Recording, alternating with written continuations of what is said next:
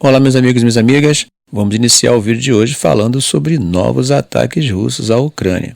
Nessa madrugada, a capital ucraniana Kiev sofreu mais uma onda de ataques com drones. Já é a segunda noite seguida que isso acontece e, como resultado, prédios residenciais foram danificados e pelo menos um civil ficou ferido. Essas informações foram confirmadas pelas autoridades ucranianas nesta segunda-feira. Mas além disso, gente, em Zaporizhia, no sudeste da Ucrânia, segundo as autoridades locais, um ataque com mísseis balísticos deixou 2 civis mortos e feriu outros 15. O exército ucraniano explicou que as defesas aéreas conseguiram abater 59 dos 116 drones russos lançados durante a noite, mas que 45 drones acabaram caindo em território ucraniano e não puderam ser rastreados completamente. Serhiy Popko, que é o chefe da administração militar de Kiev, disse em uma postagem no Telegram que mais uma noite trouxe preocupações, com o inimigo mantendo a intensidade dos ataques aéreos contra a Ucrânia e Kiev. Ele também disse que vários desses ataques atingiram infraestruturas civis. Cerca de 10 drones que tinham Kiev como alvo foram destruídos em diferentes ondas e direções. Segundo ele, nenhum dos drones atingiu seu objetivo, mas os destroços que caíram acabaram ferindo pelo menos um homem. Esses destroços atingiram 3 dos principais distritos de Kiev, danificando telhados e fachadas de vários prédios residenciais e também cabos de energia. Segundo postou no Telegram o prefeito Vitaly Klitschko, o telhado de um prédio de vários andares foi danificado, janelas foram quebradas e um dos apartamentos foi parcialmente destruído. Os alertas de ataques aéreos em Kiev duraram mais de 5 horas até que a Força Aérea Ucraniana declarou os céus seguros, isso por volta das 2 horas e 15 minutos. Segundo o governador Ivan Fedorov, que postou no Telegram, o ataque russo a Zaporizhia teria deixado 7 pessoas feridas e mais 30 casas danificadas. Infelizmente, mais tarde ele atualizou os números para 15 feridos e 2 mortos. Também houve um ataque em Kryvyi Rih, no leste da Ucrânia, que feriu 5 pessoas e danificou prédios, lojas, um correio e farmácia. Esses ataques, vieram logo depois de uma série de bombardeios russos em Kiev e outras cidades no domingo, que já tinham deixado 17 pessoas feridas em uma cidade no centro da Ucrânia. Até agora, Moscou não comentou sobre esses ataques e também não houve confirmação independente dessas informações.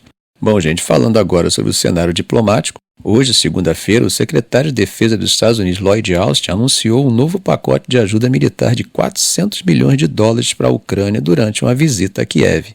É claro que essa visita tem como objetivo demonstrar apoio, principalmente agora que faltam apenas 2 semanas para as eleições presidenciais dos Estados Unidos. Essa é a 4ª e provavelmente a última visita de Austin como chefe do Pentágono de Biden. Durante o encontro, Zelensky reforçou seus pedidos para que Washington alivie as restrições sobre o uso das armas enviadas pelos Estados Unidos, permitindo que elas sejam usadas contra alvos em território russo. Já Austin deixou claro que o apoio dos Estados Unidos continuaria, mas não trouxe nenhuma mudança na política americana. Ele destacou que os Estados Unidos entendem a importância do momento e anunciou mais munições, veículos blindados e armas antitanque para a Ucrânia. A visita de Austin, aconteceu em um momento que faz a gente pensar, pouco antes das eleições nos Estados Unidos, que vão ser em 5 de novembro. Nessa disputa, o ex-presidente Donald Trump está tentando ser reeleito e enfrenta a atual vice-presidente Kamala Harris em uma corrida que, como estamos vendo, está bem apertada. A preocupação é que Trump já deu a entender que seria menos disposto do que Biden a seguir apoiando a Ucrânia, o que acabaria deixando Kiev sem seu maior apoiador militar e financeiro. Bom, ele procurou minimizar essas preocupações e afirmou que tem visto apoio bipartidário para a Ucrânia nos últimos 2 anos e meio e acredita plenamente que esse apoio do Congresso vai continuar. Austin, que é um general de 4 estrelas aposentado, tem sido um dos maiores defensores da Ucrânia e tem ajudado na construção da coalizão de dezenas de nações que fornecem armamentos fundamentais para Kiev. Bom, agora vem uma daquelas informações que sempre me preocupa quando aparece em uma guerra, o número de baixas. Um oficial de defesa dos Estados Unidos, que preferiu não ser identificado, disse que a Rússia já sofreu cerca de 600 mil baixas entre mortos e feridos na Ucrânia, sendo setembro o mês mais violento em termos de fatalidades e ferimentos. Mesmo assim, Putin parece determinado a continuar investindo mais forças em um avanço custoso na região leste do Donbás, que Moscou diz ser parte de seu território. Nas últimas semanas, a Rússia cercou algumas cidades na região de Donetsk e acabou forçando as unidades ucranianas a se retirarem. Gente, é sempre importante dizer que esses números não são verificáveis, uma vez que nem a Rússia nem a Ucrânia relatam de forma metódica e verificável o número de suas baixas. Logo, temos que receber esses relatórios com cautela e levando em conta o que comentamos ontem sobre o poder da informação e da contra-informação em um conflito. Enquanto isso, Kiev está tendo que dividir a atenção ocidental com outros problemas mundiais, principalmente com os conflitos no Oriente Médio, que têm atraído a atenção internacional. Zelensky se encontrou com Austin na semana passada na sede da OTAN em Bruxelas. Lá, como comentamos em vídeos anteriores, apresentou seu plano de vitória. Embora tenha recebido promessas de apoio contínuo, não obteve um convite imediato para adesão à OTAN e parece que eles não se empolgaram muito, não. Quando perguntaram sobre o plano de vitória de Zelensky, Austin disse que não era sua função avaliar publicamente o plano. Enquanto isso, de acordo com especialistas, Kiev talvez precise começar a fazer escolhas difíceis sobre como usar suas forças de combate, como decidir se mantém ou não o território que conquistou na região de Kursk, na Rússia. Pelo menos aparentemente, a ofensiva em Kursk pegou os Estados Unidos de surpresa. Kiev achava que isso poderia virar o jogo no campo de batalha e forçar as forças russas a mudarem o foco na frente oriental. Mas não é isso que temos visto, né, gente? E Putin continuou focado em tomar Pokrovsk, aquela cidade-chave no leste da Ucrânia, principalmente sob o ponto de vista logístico, além de ter importância econômica para a produção de aço da Ucrânia.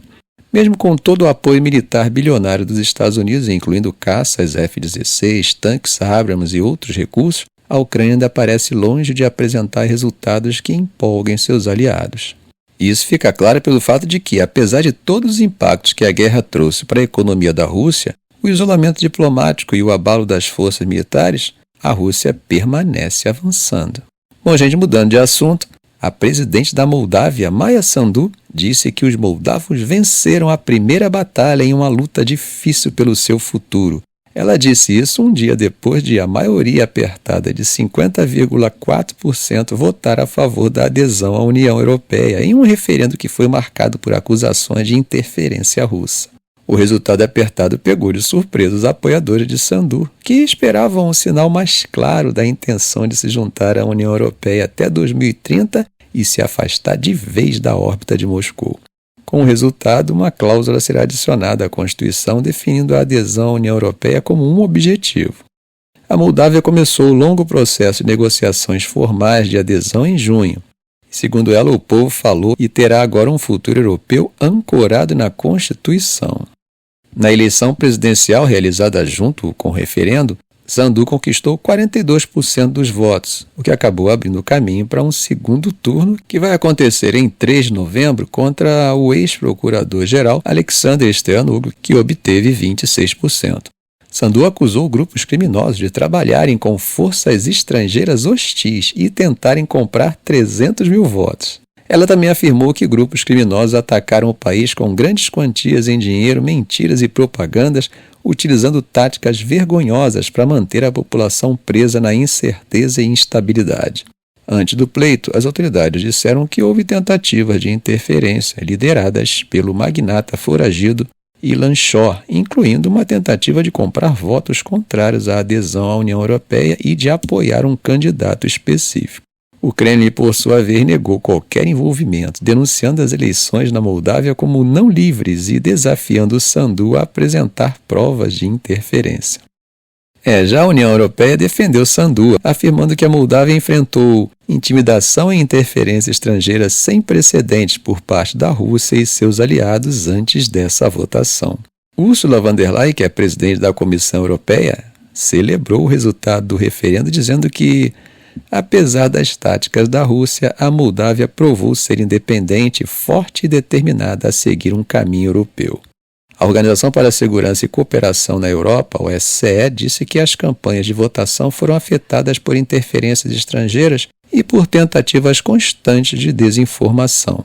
E, meus amigos, como a própria Sandu disse, ainda há mais uma batalha a ser travada. Já Stoyanoglu, que tem o apoio do Partido dos Socialistas, que é tradicionalmente pró-Rússia, disse que, se for eleito, vai trabalhar para construir uma política externa equilibrada, mantendo laços com a União Europeia, com os Estados Unidos, com a Rússia e com a China. Bom, mudando agora para outro assunto, Segundo informou o assessor de política externa do Kremlin, Yuri Uzakov, Putin vai dar uma coletiva de imprensa na próxima quinta-feira, depois da cúpula dos BRICS, que vai acontecer na Rússia, em Kazan. O evento, gente, vai contar com delegações de 36 países, 22 deles representados pelos próprios chefes de Estado, além de 6 organizações internacionais. Só para lembrar, o presidente Lula, que estava com viagem marcada para ontem à tarde, para viajar para Kazan, teve um acidente doméstico pela manhã e acabou cancelando a viagem. Putin vai se reunir com o primeiro-ministro da Índia, Narendra Modi, e com o presidente chinês Xi Jinping na terça-feira, e com o presidente iraniano Massoud Pezeshkian e o presidente turco Tayyip Erdogan na quarta-feira. A cúpula dos BRICS que está acontecendo na Rússia mostra, segundo Moscou, que as tentativas do Ocidente de isolar a Rússia por suas ações na Ucrânia não deram certo. A cúpula começa amanhã, dia 22, e vai até dia 24 de outubro. Ficamos por aqui. Se esse vídeo foi útil a você, faça um comentário, compartilhe em suas redes sociais, dê um like. E é claro, se ainda não for inscrito, inscreva-se no canal e ative o sininho para não perder os próximos vídeos. Ok, gente? Um grande abraço do professor Arão Alves.